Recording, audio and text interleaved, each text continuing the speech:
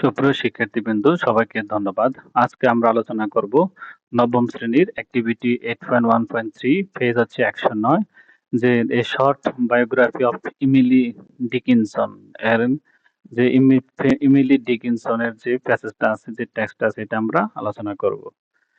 Emily Dickinson is 1830 to 1886. Emily Dickinson is one of the most American celebrated and enigmatic poets.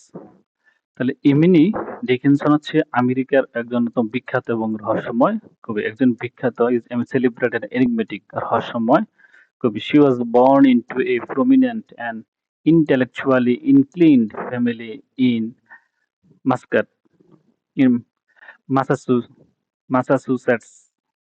তাহলে তিনি ম্যাসাচুসেটসে একটি জন্মগ্রহণ করেন একটি বিশিষ্ট এবং বুদ্ধিবৃত্তিক পরিবারে। তিনি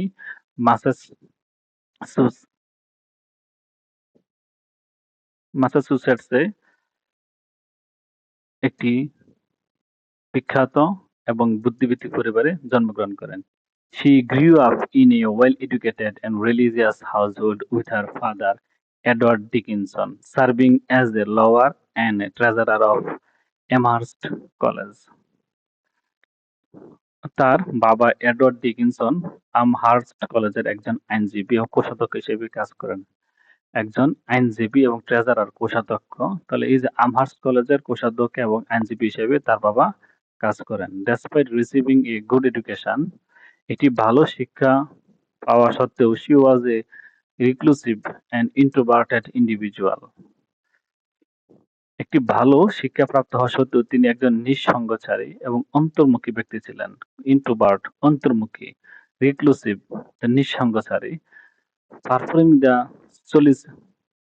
solitude of her family home, the Dickinson homestead. তার পারিবারিক বাড়ি ডিকিনসন হোমস্টেডের নির্জনতাকে থাকতে পছন্দ করতেন। তাহলে তার পারিবারিক বাড়ি ডিকিনসন হোমস্টেডের নির্জনতাতেই থাকতেই পছন্দ, অর্থাৎ তিনি একা থাকতে পছন্দ করতেন। She explored themes of nature. তিনি থিমস অফ নেচার, প্রকৃতির love, death, immortality and the human spirit. তিনি প্রকৃতি, প্রেম, মৃত্যু, অমরত্ব এবং মানবাত্মার বিষয়গুলো অন্বেষণ করেছিলেন। হিউম্যান স্পিরিট মানবাত্মার, ইমর্টালিটি অমরত্ব, ডেথ মৃত্যু, এগুলো তিনি অন্বেষণ করেছিলেন। Her poetry was characterized by its unconventional use of punctuation, dashes, and capitalization, which has led to various interpretations of her work. তার কবিতা বিরাম চিহ্ন, ড্যাশ এবং বড় হাতের অক্ষরের অপ্রচলিত ব্যবহার দ্বারা বৈশিষ্ট্যমণ্ডিত ছিল, যা তার কাজের বিভিন্ন ব্যাখ্যা থেকে পরিচালিত করেছে।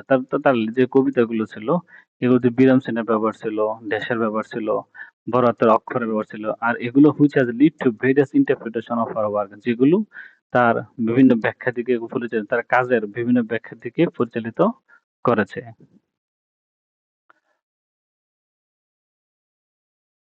During her lifetime, তার জীবদ্দশায়, only a few of her poems, তার কিছু কবিতা were published, প্রকাশিত হয়েছে anonymously, as she kept the majority of her writing private.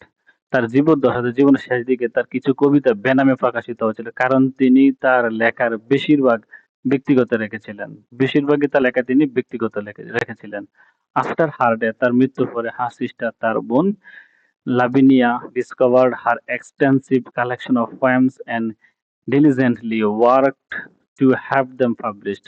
তাহলে তার মৃত্যুর পরে তার বোন লাভিনিয়া তার কবিতার বিস্তৃত সংগ্রহ আবিষ্কার করেছিলেন। তার বোন তার এগুলো সংগ্রহ করেছিলেন এবং সেগুলো প্রকাশ করার জন্য অধ্যবসায়ের সাথে কাজ করেছে। তার মৃত্যু, অর্থাৎ যে ডিকিনসনের মৃত্যুর পর তার বোন লাভিনিয়া তার যে কবিতাগুলো ছিল, তার বোনের যে কবিতাগুলো সে সংগ্রহ করছে এবং সেগুলো প্রকাশ করার জন্য সে অধ্যবসায়ের সহিত কাজ শুরু করলো। দ্য ফার্স্ট কালেকশন, প্রথম কালেকশনটা ছিল, সংগ্রহ ছিল পোয়েমস অফ এমিলি ডিকিনসন। প্রথম সংগ্রহ ছিল এমিলি ডিকিনসনের কবিতা। ওয়াজ পাবলিশড ইন 1890, 1890 সালে যে প্রকাশিত হয়, এটার নাম হচ্ছে এমিলি ডিকিনসনের কবিতা। Emily Dickinson's poetry was unconventional in style and themes. Emily ডিকিনসনের কবিতাগুলি শৈলী এবং বিষয়বস্তুতে অপ্রচলিত ছিল। বাট হার পোয়েমস, কিন্তু তার continue to captivate readers worldwide for their depth of emotion, keen observation, and philosophical insights. তাদের কিন্তু তার কবিতাগুলো তাদের আবেগের গভীরতা, গভীর পর্যবেক্ষণ and philosophical এবং দার্শনিক অন্তর্দৃষ্টির জন্য বিশ্বব্যাপী পাঠকদের বিমোহিত করে চলেছে। Her poetry continues to inspire countless readers, solidifying her legacy as a unique and profound voice in the world poetry. তার কবিতা অগণিত পাঠককে অনুপ্রাণিত করে চলেছে কবিতার জগতে এক অনন্য এবং গভীর কণ্ঠস্বর হিসেবে তার উত্তরাধিকারকে দৃঢ় করে। ধন্যবাদ সবাইকে এতক্ষণ সাথে থাকার জন্য। আল্লাহ হাফেজ।